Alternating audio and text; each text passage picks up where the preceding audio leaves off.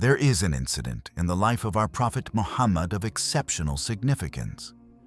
So much so that the opening passage of a profound surah in the Quran is dedicated to it. This concerns the Prophet Muhammad attempting to deliver the message of Islam to the leaders of Quraysh, something he had been striving to do for a long period. There is a reason for this difficulty. If the most influential people were to accept Islam, their decision would create a ripple effect, and many others would be guided more quickly, spreading Islam far and wide. However, for most of his mission, the leaders of Quraysh were firmly opposed to everything he conveyed. On a rare occasion, one of these leaders, though there is disagreement among the companions about exactly who it was, with possibilities including Abu Jahl or others, did something unusual. Instead of mocking the Prophet Muhammad, debating him, or dismissing his message, this time they actually listened. So the Prophet Muhammad was speaking with them outside, and for once they were paying attention. During this conversation, one of the Prophet's relatives, related by marriage and a very poor man who was among the earliest to embrace Islam, happened to pass by. His name was Abdullah, and an important detail is that he was blind. Because of this, his hearing was extremely sensitive. From a distance, he recognized the Prophet's Muhammad voice. At this moment, the Prophet Muhammad was engaged in a rare opportunity, speaking to the leaders of Quraysh who were finally listening, so he could not be easily interrupted. Abdullah, excited, rushed over to the Prophet Muhammad. In one narration, he says, "Give me some guidance, tell me something good," while another narration reports, "Teach me something that Allah taught you." Consider carefully what he is asking. He is not claiming an emergency or urgent need. He simply heard the Prophet's Muhammad voice, felt excitement, and wanted something spiritually uplifting or motivating. The Prophet Muhammad, however, was already engaged with someone he might never have the chance to speak to again. This was a delicate situation, as the leaders of Quraysh were unlikely to give him their attention in the same way in the future. The Prophet Muhammad therefore faced a tension. He did not want to hurt Abdullah by asking him to wait, but he also did not want to lose this rare opportunity to guide the Quraysh leader. In a brilliant and tactful move, the Prophet Muhammad slightly turned to the leader and asked, "Do you see any problem in what I've shared with you so far?" This did two things at once. First, it addressed the leader, maintaining the dialogue without ignoring him. Second, it indirectly communicated to Abdullah, who understood, I am interrupting a conversation. My request can wait." Abdullah's reaction was naturally, "I did not realize you were speaking with someone else. Finish your conversation. My matter is not urgent. It can wait." This way, the Prophet Muhammad avoided having to say directly, "Wait a moment," which could have unintentionally hurt Abdullah. Some narrations dwell at length on what Abdullah did wrong, but it must be understood in context.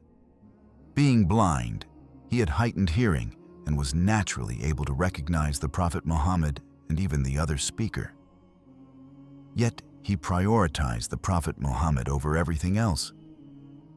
His eagerness to learn and absorb benefit reflects an extraordinary quality Allah places in a believer's heart, such genuine enthusiasm for guidance. In that tense moment, the Prophet Muhammad demonstrated what the Quran later describes. The verb Abasa literally means to frown between the eyes. If frustration escalates, it shows on the forehead, the teeth, and the facial expression, which is called basar in extreme cases. But here, the surah begins, "He frowned and turned away." The frown was not directed at anyone personally. It reflected the situation. Imagine the scene. a well-known leader of Quraysh, a VIP in Makkah, is listening, and a blind relative of the Prophet Muhammad is nearby. If an observer had described it, they would note, he turned toward the leader. No one would record, he turned away from the blind man. In other words, Allah, in this revelation, gives full acknowledgement to Abdullah while simultaneously highlighting the responsibility of the Prophet Muhammad in that moment. The revelation came exactly as the Prophet Muhammad asked the leader, "Do you see any problem with what I have shared?" He recited the words aloud in front of both the blind Abdullah and the leader. The Quran states, "He frowned and turned away," signifying the Prophet Muhammad's measured expression of tension at the moment.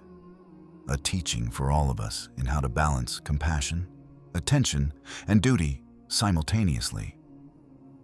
This is truly an incredible moment. And then Allah says that the blind man came to him. Why did Allah refer to him as the blind one? The way to understand this is that Allah, exalted is He, is recognizing that this man has a visual impairment, that he is disabled, and yet despite this, he came seeking you. He deserves special courtesy from you. His blindness becomes, in a way, a mark of distinction, like a gold medal, as Allah acknowledges the effort and struggle it took for him to come to the Prophet Muhammad. Allah is recognizing the person with a disability and instructing the Messenger Muhammad that even the smallest amount of inattention is too much. The standards for the Prophet Muhammad are extremely high, showing how sensitive he must be toward Allah's VIPs. These are people highly valued by Allah. Later in the Prophet's Muhammad life, whenever Abdullah came by, he would jokingly say, "I get in trouble with Allah because of you. I have to be extra careful." Every time Abdullah visited, the Prophet Muhammad would stop what he was doing, ask if he needed anything, and make sure he was taken care of, even as he left gatherings, repeating the same courtesy. By the end of this passage, Allah tells the Messenger Muhammad not to be distracted from him. After that, the Prophet Muhammad never allowed himself to be distracted from Abdullah again, and consistently gave him special attention. One of the remarkable aspects of this story is that two people were in front of the Prophet Muhammad: a governor, a leader, and this blind individual. Allah opens the surah highlighting this man's elite status in his eyes. Even if the Prophet Muhammad displayed minor frustration, like a slight frown, a blind person would not perceive it.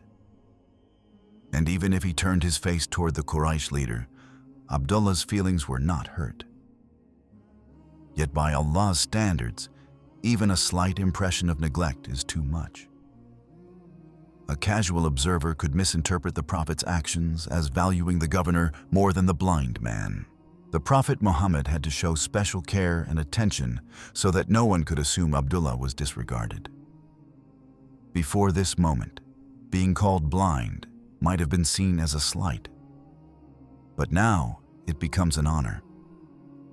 Allah takes the most noble human being, the busiest, with the greatest mission, and instructs him to give special consideration to this man simply because of his effort. Consider the broader lesson. The entire Ummah shows reverence for the Prophet Muhammad, and he is instructed to show reverence to someone who struggled to reach him. Many people with disabilities face social barriers. They are often excluded from gatherings or normal conversations. People may act awkwardly around them, stare, or treat them differently. They must make extra effort to be seen and heard. And sometimes, behavior that appears unusual, like being unusually loud, is simply a way to assert presence. When Abdullah, a blind man, came to the Prophet Muhammad while he was speaking to the Quraysh leader, he could have been told to wait. But Allah instructs the Prophet Muhammad to recognize his enthusiasm and eagerness. Perhaps he came with sincere intentions, seeking to improve himself. Even if he does not change immediately, what he hears may benefit him later. So Allah tells the Prophet Muhammad to give him extra courtesy. Now, what about the leader? Allah says that the man who thinks he has no need for the Prophet's message, whose heart shows indifference, is not to be given the same consideration. Allah analyzes the hearts. This leader may appear attentive, but inwardly, he has no care for the message. The Prophet Muhammad is not to pursue him relentlessly because he does not deserve it. Thus, Allah speaks of two individuals, Abdullah, the blind man, and the leader. Allah calls Abdullah the blind one to acknowledge him and his effort. The leader, by contrast, is made insignificant in Allah's eyes. Abdullah came running, full of eagerness and fear, and Allah commends this. He exerted effort to learn despite his disability, hardship, or social difficulty. Such people, striving to understand the Deen, are acknowledged by Allah. Their sincerity and struggle are what matter most. The lesson is clear. One of the most powerful and influential political leaders is nothing in comparison to a blind man who runs to the Prophet Muhammad in fear and eagerness to learn. Allah teaches that his VIPs are the believers striving for knowledge, regardless of social awkwardness or personal difficulties.